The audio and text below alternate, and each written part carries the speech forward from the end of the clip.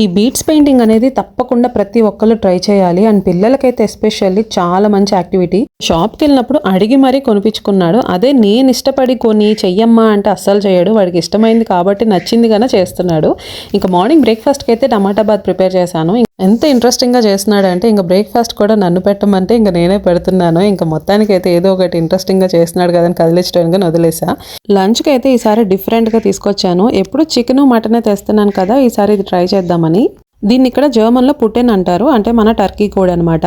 ఇన్ని ఇయర్స్లో ఇదే ఫస్ట్ టైం తీసుకురావటం దీన్ని. అది టేస్ట్ ఎలా వచ్చినా పర్లేదు, ఎందుకంటే మా వారు లేరు కాబట్టి తను తినకపోతే తనకైతే ఖచ్చితంగా ఉప్పు కారాలు టేస్ట్ అన్నీ కరెక్ట్గా ఉండాలి. నేనైతే ఎలా ఉన్నా తినేస్తాను. ఇంకా గహాన్కి కూడా అలానే అలవాటు చేసేసాను పాపం. ఇక దీంట్లో కొంచెం వరకు నేను విడిగా ఇట్లా బౌల్లో తీసుకొని గహాన్కి కుక్ చేస్తున్నాను. కుక్కర్లో పెట్టేసి చేస్తాను. కొంచెం ధనియాల పొడి, కారం ఎక్కువ వేయకుండా పసుపు ఉప్పు కలిపేసి కుక్కర్లో పెట్టేస్తే సాఫ్ట్గా మెత్తగా ఉడికిపోతాయి. అది కుక్ అయ్యేలోపు ఇంకా బయట ఇది ఫినిష్ చేస్తున్నాడు కదా, ఇంకా నేను కూడా చేస్తాను ట్రై చేద్దామని చెప్పి కూర్చున్నాను. వన్స్ స్టార్ట్ చేస్తే నిజంగా అది ఫినిష్ అయ్యే వరకు ఇంకా అక్కడి నుంచి లెగవబుద్ధి కాదు. అంత ఇంట్రెస్టింగ్గా అనిపించింది నాకైతే.